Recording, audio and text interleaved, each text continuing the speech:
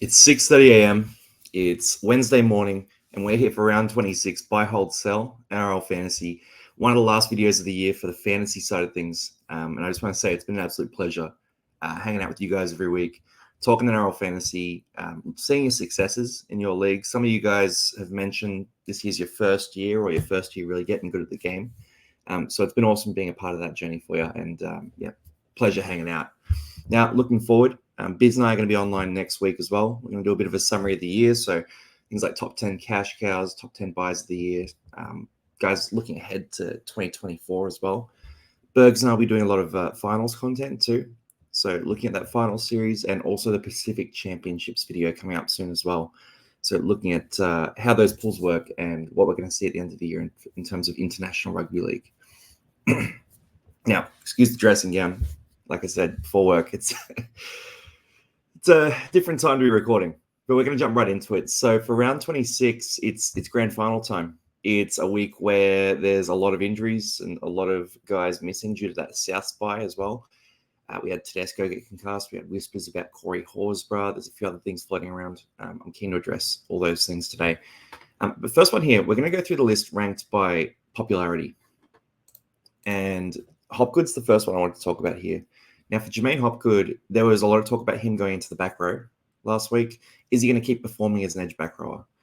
We said keep him. He probably will, as long as he can get that big minutes role. If you go to his stats, so if you're still not sure, just go to full player profile, and then you go to the match stats, so just there. But for match stats, we can see for Jermaine Hopgood, 80 minutes, 69 points. You got 40 tackles there. He had a couple of tackle breaks, but the important thing here is 4 offloads. So 4 offloads to hand, that's 16 points. That is the difference between a score of 53 and a score of 69. Outside of that, 112 meters, look, he's going to get the job done. But the thing that really stood out for me was his energy on defense. And I don't know if he can maintain that sort of work rate as an 80-minute edge player consistently, because he was really chasing and really putting in the effort. But yeah, look, Jermaine Hopgood, keep him rolling. Keep him rolling right now. If you've got him, he's not a concern for you at all. Nathan Cleary next. Look, Cleary, 63 points. He's got para this week. That's a bit of a grudge match for him as well. Penrith love playing para. Cleary, I think he'll turn up for this game. I think this will be one of those games where it's probably his last game before finals. I think he'll get a rest next week, and he'll treat this like a finals game. So if you're captaining Cleary, I think you've made a good call there. The Nico Hines, 90 points. Look, they're playing for their season still, and they're playing for those top 4 spots, and it's a bit of a mess around the edge of the 8. So Nico Hines is getting Newcastle, which Newcastle could be a bit of a shootout. I think, like, just looking at Newcastle, Cronulla, I'm expecting a bit of a shootout. I think Hines will go well. Still just keep in mind that the 90 last week, that came on the back of a try right at the end of the game. Sort of got out of jail free. I don't think it's a full reflection of the score he was going to get there. So I wouldn't worry about 63 versus 90 when looking at Cleary versus Hines. I'd back the guy that you think will have a better game this week. For me, that's probably Cleary. Then, look, Harry Grant, 50 points. He just does this. Harry Grant pops out those 50-point games. He's got the Gold Coast this week. Gold Coast and Melbourne is always a pretty juicy game. Always a lot of points for some reason in that game. Sean Johnson, 35 points. It's not great. It's not great. And it's probably worth us having a look at the actual stats behind this, because for Sean, the base has been so consistent, but he's been popping off with those attacking stats.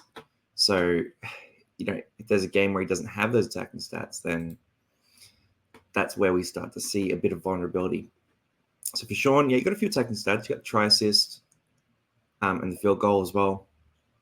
We've only got 12 tackles. That's quite a bit lower than these usual numbers there. A few more misses, but 3 misses isn't catastrophic. So much less kick meters too. So if we go back to the start of the year for Sean, he's having those games. Yeah, here we go. 673, 691, 841. It's 22 to 28 points from kick meters. He only got 12 points. So I don't know, a bit of a weird game. If you look at his fixture this week, it's St. George. I think you still start him. St. George, they'll leak enough points. He'll have enough attacking stats. I think you'll be fine there. Kellen Ponga, look, nothing to say. He's in form. He's versing Cronulla. Shootout sort of game. We're happy with that. Payne Haas, Canberra's a nice little middle rotation to go against, but they have been leaking a lot of points, so there is a risk he gets rested towards the end. Saying that, you're not benching him. don't lie to me and pretend you've got better options. Joey Manu versus Wes, great option. He's captain material, so you could captain Joey Manu this week. He's at fullback.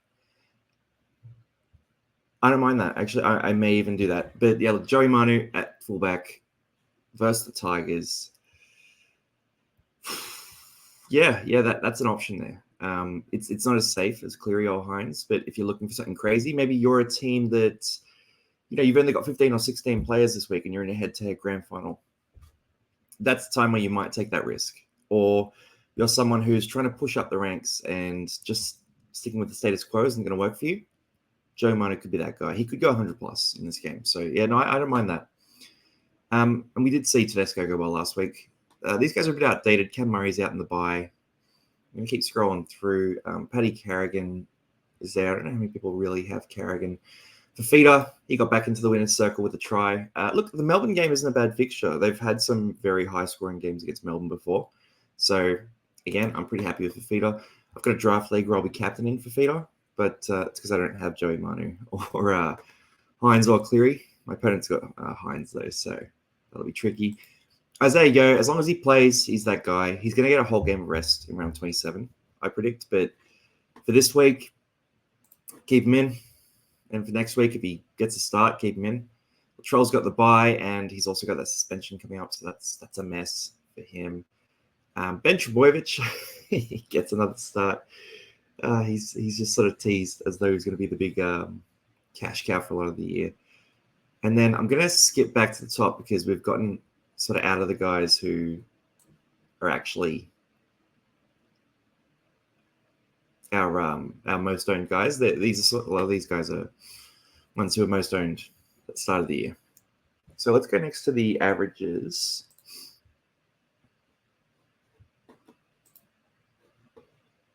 And so for averages, again, looks a lot of the same guys. Let's just see if there's anyone different here, because there will be. Ooh. My fantasy app is playing around. Okay, so Cherry Evans, 60 average. That's nice. He got 68 last week. Look, he's playing Canterbury this week. Cherry Evans is a weird one. So he doesn't necessarily score better in games where Manly score more points or where they're easier games. I feel like Cherry Evans is a player who steps up when he's needed. He's a bit like Munster in that way. And yeah, for Cherry, keep him in. I wouldn't be captaining him. I think there's a chance that he sort of takes a back foot and they just steer through to a win. You've also got a bit of a messy team list. You've got Tolotau Kula coming in for Garrick at fullback. I guess he's more of a ball runner, so maybe Cherry Evans gets his hands on the ball a little more than usual. But yeah, look, that's just keep him in, keep rolling. Adam Fanua-Blake, he's got St George this week. It's a nice matchup. Tino has Melbourne. Look, he got that 55 last week, which was pretty good against Penrith. That's about as good as you can expect. But against Melbourne, he's got a lot more opportunity to score well.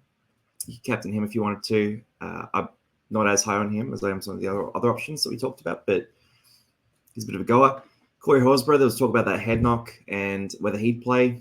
Canberra's named him, so I'm running under the assumption he's going to play.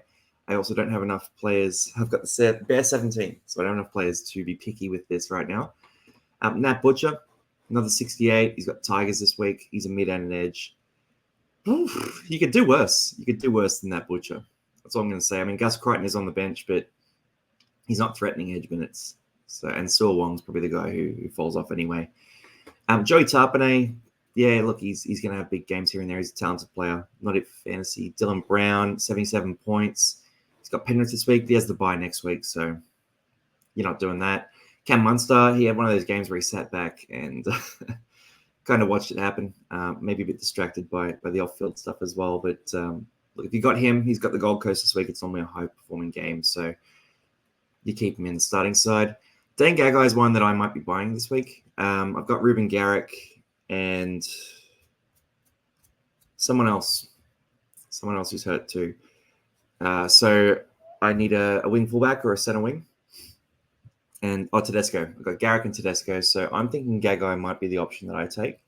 The other option is Mazu as well, but look, they're the same average. This is preference. Mazu could be it actually as well. I mean, see a bit of money there.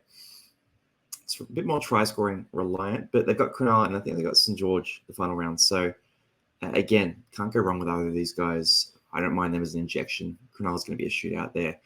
Isaiah Papali'i, we talked about him last week. I hyped Bateman as well. I thought both these guys would go well in that matchup. I just thought the Dolphins' edges looked a bit depleted. Bateman got 50, which isn't really good enough. Isaiah Papali'i got 64, so that's a bounce back for him. Overall, it was an above average week for those guys. Tohu Harris, he keeps scoring tries. He's rolling. And yeah, no, look, credit to you if you held Tohu. He's been on an attacking run. Nakora, I don't know. I mean, like Newcastle isn't the worst matchup for him. But we did call a while ago that he would fall off a cliff a bit. And look, Cronulla's form hasn't helped him. So that's a bit of a mess. Madison, 37 points. Ugh, gross. Hopgood playing 80 minutes obviously means that Maddo isn't going to get as many minutes in that pack. So that's just kind of what's happening there. And he just hasn't been as effective. At this point, I mean, he's got the bye around 27. If you don't have the injuries to trade and you can trade someone, Maddo's not a bad guy to trade. I would be okay with trading Maddo. Brazil's there too if you had him. Look, Jerome Hughes, he's been going off lately. We did have him in the pods video about a month ago, and he's going like 100 plus and 70 plus. I didn't buy him myself, which I should have done. But, he's been killing it. Titans is a good matchup too. So usually if Cam Munster doesn't go well, then Jerome Hughes takes over. Scott Drinkwater. Now, if you're looking to trade one of your wing fullbacks out and you've got Ruben Garrick and James Tedesco, you go worse than Drinkwater. Like, he's got the Dolphins this week. The Dolphins the wheels are falling off a bit for the club. They lost to the Tigers last week. It's the end of the year. They've got a whole new backline basically. A lot of injuries, and Drinkwater could go very well in this game. So you could go worse than Drinkwater. I'm personally preferencing the Knights guys. So Gagai and Mazu, but if you want Drinkwater, go right ahead. Cam McInnes back to a 36-point game. That's a big drop after his 80-plus game before. And again, let's just look at his stats because the scores don't mean too much. We want to look at the indicators of what's causing these lower scores. So for Cam Munster, I actually haven't looked because I don't own him. But let's see. So 49 minutes. Yeah, look at that. So last 3 weeks, 80, 73, and 67 minutes. Get a try in one of those games as well. 49 minutes is a big drop. That's what he was doing when Dale Finucane missed some games in the middle of the year. So he's gone back to that norm of minutes. That's kind of how the Sharks want to play him. This is what I was concerned about when we were all buying him. But if you did buy him, you've had a great time. So don't let me sour it for you. Look, 32 tackles. That's lower than 81, obviously. It's lower than the 40s too.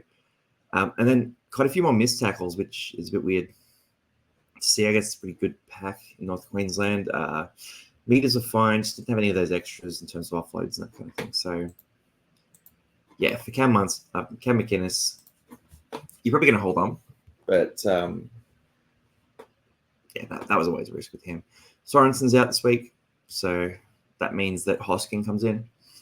I have no idea what Hosking's costing anymore. I don't know. I don't think you'd buy him anyway. But actually, I mean, you could buy Hosking. He probably gets a game in the final round of the year too, when there's all those guys being rested. So that's actually kind of interesting. Tedesco was killing it. Oh, he was on 74. I had him as captain in a Supercoach draft league, and he was killing it. And he went off concussed the last 15 minutes. So I got into the grand final with no Tedesco, and I've got to replace him with either Corey Allen or Tessie New, which is the downgrade of all downgrades. But look, he finally turned up for us. I've had Tedesco all year, and it's been a frustrating year to own Tedesco. 48.1 average. He had the Tigers this week, which is going to be a good game, I thought. But it does mean Joey Manu gets a spot at fullback, so do it that way you will. Dylan Edwards finally bounced back as well. 80-point game for him. Now for Dylan, Para's not a bad matchup. He'll get a rest next week. So if you don't have him, don't buy him. But if you do have him, I mean, you keep it rolling. Like, you've got that many injuries back there, so you might as well. And Sam Walker comes back into the team too. So if you had Drew Hutchison, unlucky. But Sammy Walker, he gets back in after that ACL strain, I believe it was, which, yeah, it could be interesting for you. And the last thing I'm going to look at here is the points for round 25. So again, we're going to have a video next week as well. We're going to go through sort of some summaries on the top 10 players of the year, the top 10 cash cows of the year, the biggest money losers of the year, all that kind of thing. But finally, the big scores of last week. Damien Cook, thank you very much. Been a bit of a frustrating ride, but 55 average isn't bad. 86 points. He got me the win in a fantasy draft league to get to the grand final. So I'm missing him this week, so I have to replace him with Brandon Smith or Billy Walters. It's not a great waiver wire for hookers right now, but he's going. Jordan Rapana, 84 points. If you had Jordan Rapana, you're crazy. Look, we talked about Eli Katoa as a buy a little while back. 82 points. It's a big score. He's that kind of guy. And what's his average for the year? 45.6. It's very expensive. It's very expensive for 2024. But he's the kind of guy who could be that 50-plus average if he gets that consistent 80 minutes. So and for Eli Katoa to get 82 points, it just takes a couple of big runs, all attacking plays, and he's there. And he's that kind of guy in a Storm system that is going to set him up for that. Then going through Warbrick, 76, that's nostalgic for us. Everyone had him at the start of the year. Rudolph, 71. That's kind of interesting. Like, he had that try last week as well. If you were desperate for a player at that price, I can't imagine how you would be. But if you were desperate at 488K, he's dropped in cash because of those injuries and the minutes coming back. But he's been that guy.